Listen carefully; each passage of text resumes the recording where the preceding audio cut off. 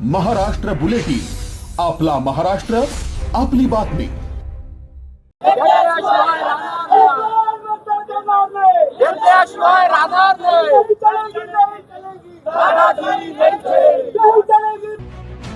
मुंबई आग्रा महामार्गावरील घोटी येथील टोल नाक्यावर गेल्या 1.5 दशकापासून अहोरात्र राबणाऱ्या 107 कामगारांच्या घरात आज अंधार पसरला।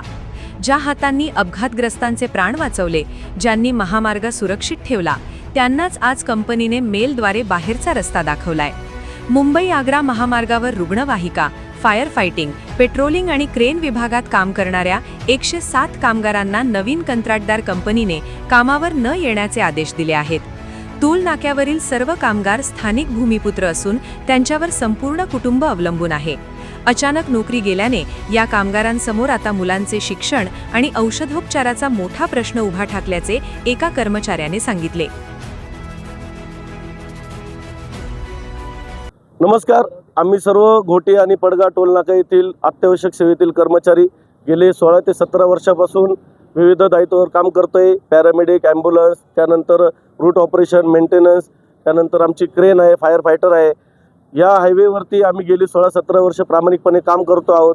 परंतु गेल्या काही दिवसांपूर्वी IHPL या कंपनीने आमच्या सर्वांना ईमेलद्वारे कळवले की 6 तारखेपासून आमचं प्रोजेक्ट संपत आहे, तुम्ही कोणी 6 तारखेपासून कामावर येऊ नये। याचा ज्यावेळेस आम्ही विचारण्यासाठी आमचे हेमंत चौधरी म्हणून प्रोजेक्ट मॅनेजर आहेत त्यांना विचारण्यासाठी गेलो, तर त्यांनी आम्हाला सांगितले की कंपनी आमची इथून आता शटडाऊन करते आहे आणि आम्ही सर्व प्रोजेक्ट आमचा NHIला म्हणजे नॅशनल हायवेला आम्ही हँडओव्हर करतोय। तुम्हाला जर काही विचारायचं असेल तर तुम्ही नॅशनल हायवेच्या पदाधिकाऱ्यांना विचारा। नॅशनल हायवेचे जे प्रोजेक्ट डायरेक्टर आहेत श्रीकांत डांगे सर यांना आम्ही भेटलो, त्यांना आम्ही पत्रव्यवहार केला, त्यांना आम्ही निवेदन दिले की सर आम्हाला कंपनीकडून असं सांगण्यात आलं आहे की तुम्ही कामावर यायचं नाही, तर आमच्या जॉबची गॅरंटी तुम्ही आम्हाला द्या। कारण नॅशनल हायवेने आता टोल आणि पूर्ण प्रोजेक्ट टेक ओव्हर केलेला आहे, तर ही जबाबदारी आता नॅशनल हायवेची आहे। तर त्यांनी आम्हाला सांगितलं की आम्ही पण नवीन निविदा देऊन नवीन टेंडरमध्ये नवीन कंपनी जी येईल त्यांना आम्ही विनंती करू की तुम्ही जुना सर्व स्टाफ त्यामध्ये घ्या। पण त्यांनी आम्हाला लिखित स्वरूपात कुठले आश्वासन दिलं नाही आणि वरतून ते आम्हाला म्हणाले की आम्ही कोणाच्या कामाची अशी शाश्वती देऊ शकत नाही। तर आम्ही त्यासाठी विविध ठिकाणी आम्ही निवेदन सादर केलं आहे।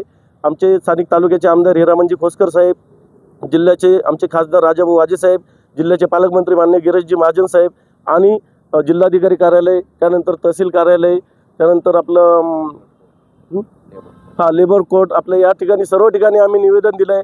आम्हाला सर्वांना न्याय मिळावा अशीच आम्ही या सर्व ठिकाणी मागणी करतोय। जर आमची मागणी पूर्ण नाही झाली तर आम्ही येत्या 6 तारखेला आमच्या संपूर्ण परिवारासह या ठिकाणी टोल बंद आंदोलन करू असा आम्ही या ठिकाणी सर्वांना इशारा देतोय। अन्यायग्रस्त कामगारांनी मंत्री गिरीश महाजन, खासदार राजाभाऊ वाजे आणि आमदार हिरामण खोसकर यांची भेट घेऊन व्यथा मांडल्या आहेत। कामगार आयुक्तांनी यात तातडीने लक्ष घालण्याची मागणी करण्यात येत आहे। संतप्त कामगारांनी आज घोटी टोल नाका येथे प्रशासनाचा तीव्र निषेध केला। आम्ही राबायचे कुणासाठी, आमचा हक्क आम्हाला मिळालाच पाहिजे अशा घोषणांनी टोल नाका परिसर दणाणून गेला होता।